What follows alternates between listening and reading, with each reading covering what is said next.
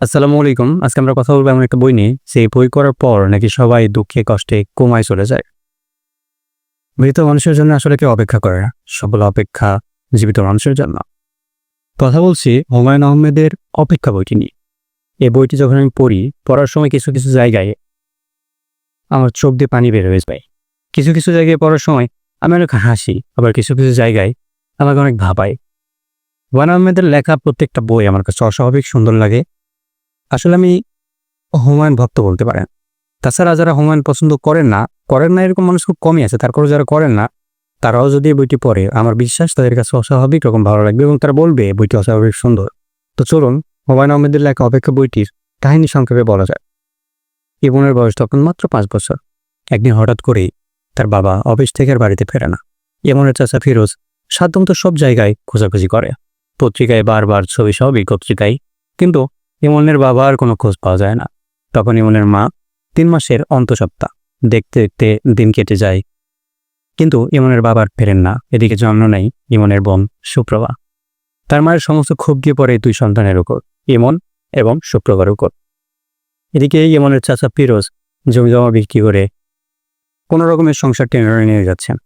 তো একদিন ইমনের মা সিদ্ধান্ত নেয় যে এই বাড়িতে সে থাকবে না। তখন ইমনের মা তার সন্তানদের নিয়ে চলে যায় ইমনের বড় মামার বাসায়। ইমনের বড় মামা রসকসীন একজন পদরানী মানুষ।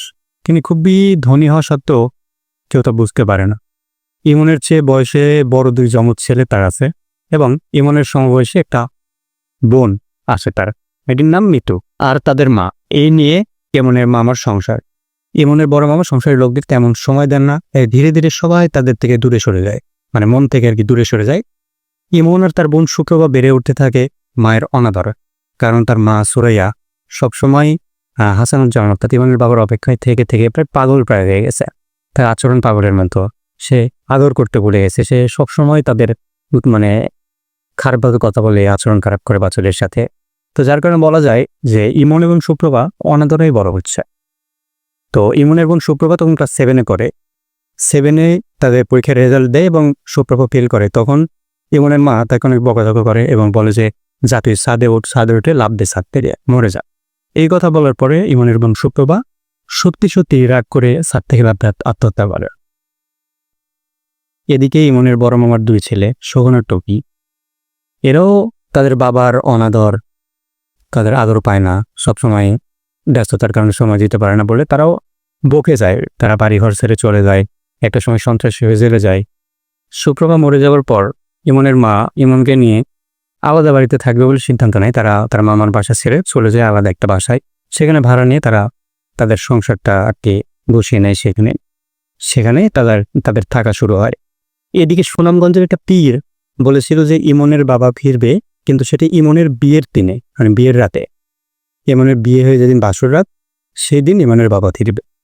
তো এই কথা ইমনের মার মনে এমনভাবে গিয়ে থেকেছে, সে সত্যি মনে করে যে ইমনের বাবা এত বছর ফেরেনি, কিন্তু ফিরবে ওই সময় ইমনের যখন বিয়ে হবে। এদিকে ইমনের মা তাদের নিয়ে আলাদা বাসায় থাকা শুরু করে। মামার বাসা ছেড়ে আলাদা বাসায় চলে যায়, সেখানে ভাড়া থাকে। এদিকে দেখতে দেখতে ইমন বড় হয়ে ওঠে, আর তার সেই মামাতো বোন মিতু তার বাবাকে বলে রাজি করায় ইমনকে বিয়ে করার জন্য। কারণ মিতু ইমনকে ভালোবাসতো, ইমনও ভালোবাসতো, কিন্তু কেউ কাউকে বলতো না।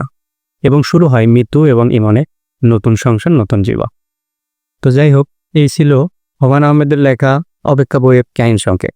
তারপরে আপনাদের কাছে কেমন লেগেছে তা কমেন্ট করে জানাতে পারেন। ধন্যবাদ।